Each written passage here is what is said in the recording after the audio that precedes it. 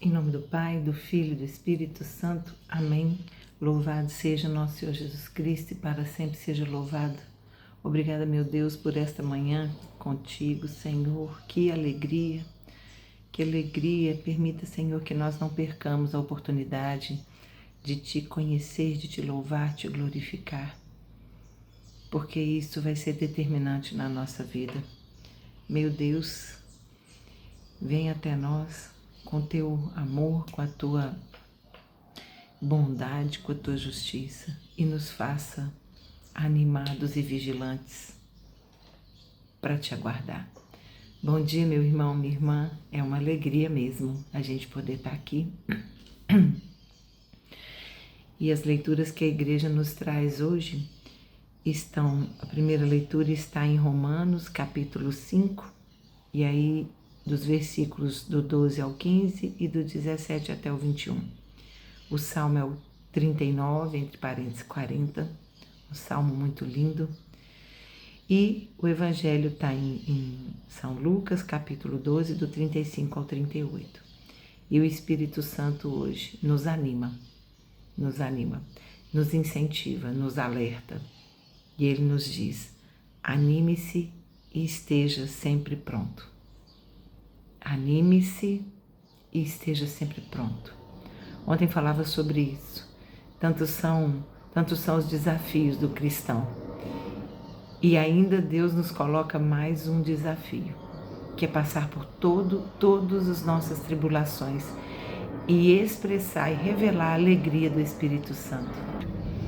Então continuamos a carta de São Paulo aos Romanos. Que carta maravilhosa, gente, que carta mais linda.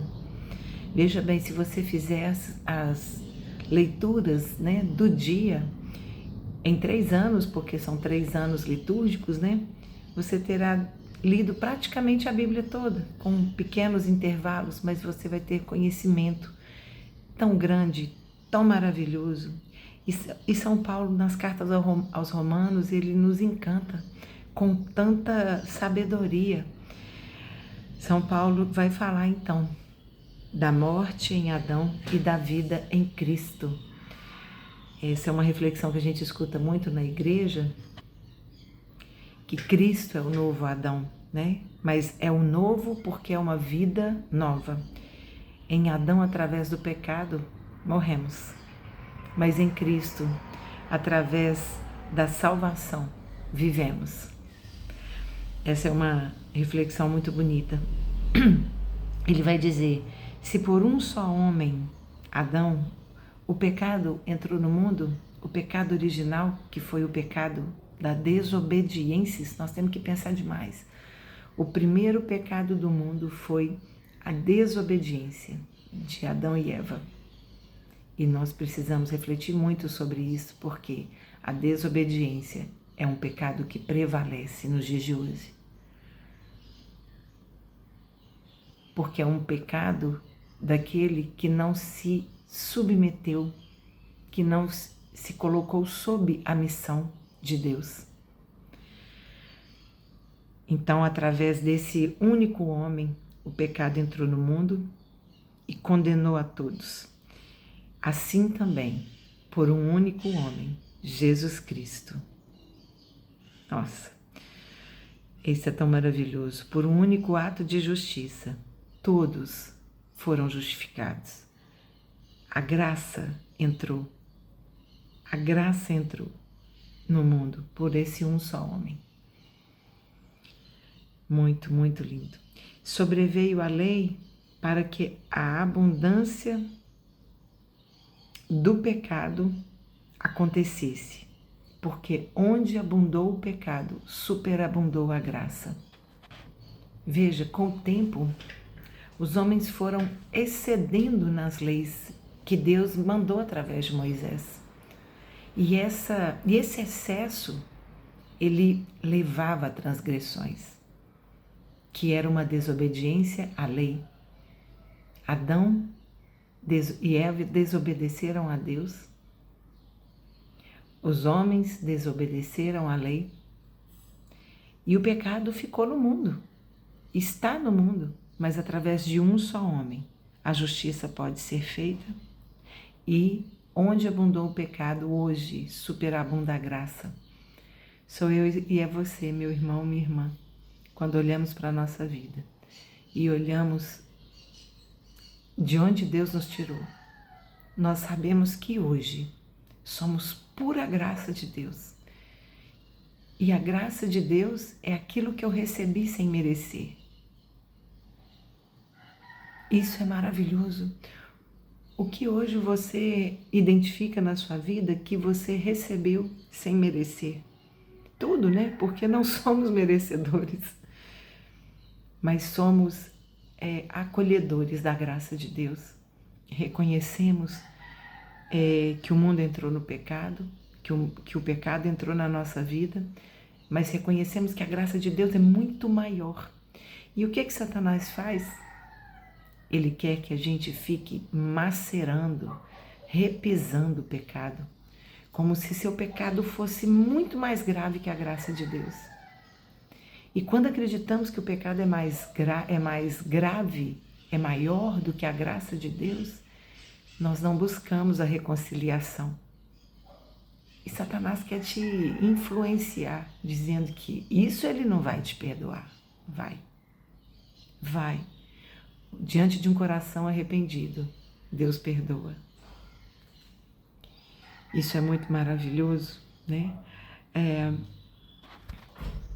Então, se pelo pecado de um só homem, reinou a morte, muito mais aqueles que receberam a abundância vai receber a graça.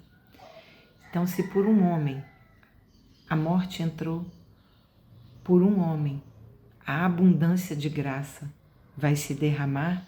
Por quê? Porque é um dom da justiça. A graça é um dom da justiça, um dom gratuito que Deus nos deu. Um dom gratuito que Deus nos deu é o próprio Jesus, que é a encarnação da justiça. Olha como que isso é maravilhoso, né? Nós herdamos a mancha do pecado, por isso nós precisamos renunciar a ele. Quando falamos em herança, nós herdamos o pecado, mas uma herança, quando ela não é boa, eu tenho que renunciar. Existe a renúncia da herança, e este é o principal caso.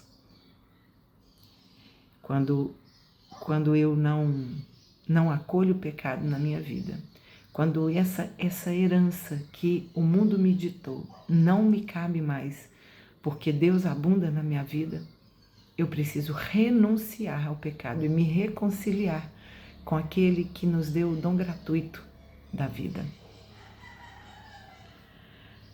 Eita, como isso é bonito. O pecado, ele tem consequências coletivas. Quando um só peca, muitos são alcançados. E lá no pecado original, todos fomos alcançados. Um pecado nunca é só para si. Uma mentira, um adultério, uma agressão à vida, nunca é em um só. Ela sempre alcança mais pessoas, a família, alguém desconhecido. Então, o pecado é algo que alcança muitos, mas a graça que Deus nos oferece é infinitamente maior e supera tudo o que o pecado contaminou. Jesus passou pelas águas do batismo para purificar-nos e através do nosso batismo, Jesus entrou na nossa vida para descontaminar-nos do pecado com sua água purificadora do batismo, que é o nosso grande sinal de amor a Deus. Então agora nós não queremos mais o reino da morte, mas o reino da vida. A água que purifica, que batiza, nos dá vida.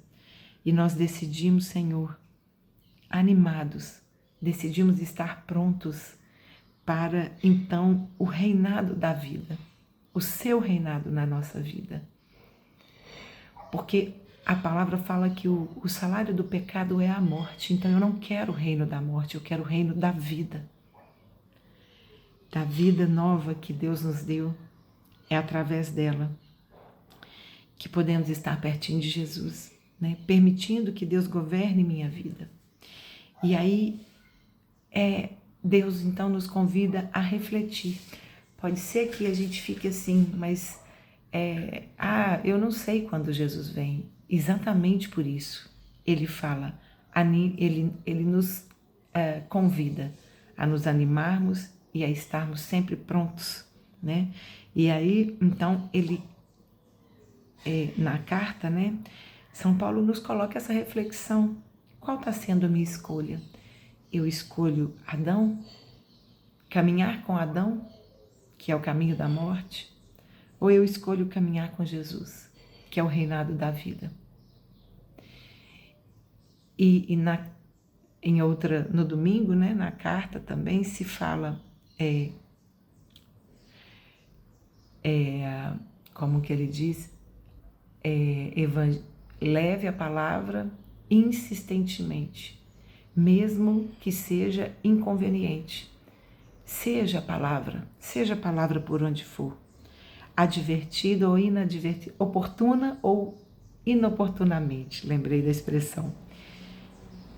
E então, após a leitura de São Paulo, vem o Salmo tão maravilhoso. Leiam, gente, leiam.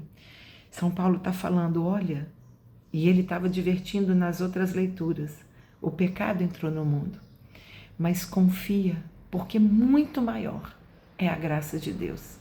E não deixe o inimigo te enganar, te convencendo que seu pecado é tão grande que Deus não vai te perdoar. Vai.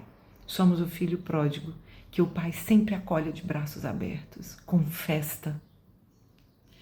O Salmo vai nos dizer, eis que venho fazer com prazer a vossa vontade. Anime-se, alegre-se, porque caminhar com Cristo não é fácil, mas traz alegria, porque a graça dele é muito grande. E aí o salmista também vai dizer, né? Esperei com confiança, ele se reclinou sobre mim. Jesus, quando vai fazer um milagre, ele se reclina, ele serve. O ato de se reclinar, ele representa servir. Por isso nos reclinamos muitas vezes na missa, dizendo, Senhor, eu estou em prontidão para te servir. Olha como é bonito que ele fala, tirou-me de uma fossa mortal e assentou-se aos meus pés, e assentou meus pés numa rocha firme, pôs meus pés numa rocha firme, e em meus lábios um cântico novo. Que salmo maravilhoso, um salmo que dá glória à conversão. Precisamos buscar essa conversão verdadeira, vendo que Deus nos tira de uma fossa mortal. Ele crava nossos pés numa rocha firme, que é Ele, e põe na minha boca um cântico novo, porque somos nova criatura. Não somos mais aquela primeira criatura, somos nova. Em Cristo somos nova criatura. Uau! E aí o Evangelho vai falar da necessidade de vigilância. Vamos falar aqui, são alertas para o fim dos tempos, né? Essa necessidade de vigilância, e aí aqui no Evangelho vai vir como prontidão, né? Estejam com os rins cingidos. Isso quer dizer o quê? Preparados para a salvação. Preparados para receber o declínio, né? O declinar de Cristo.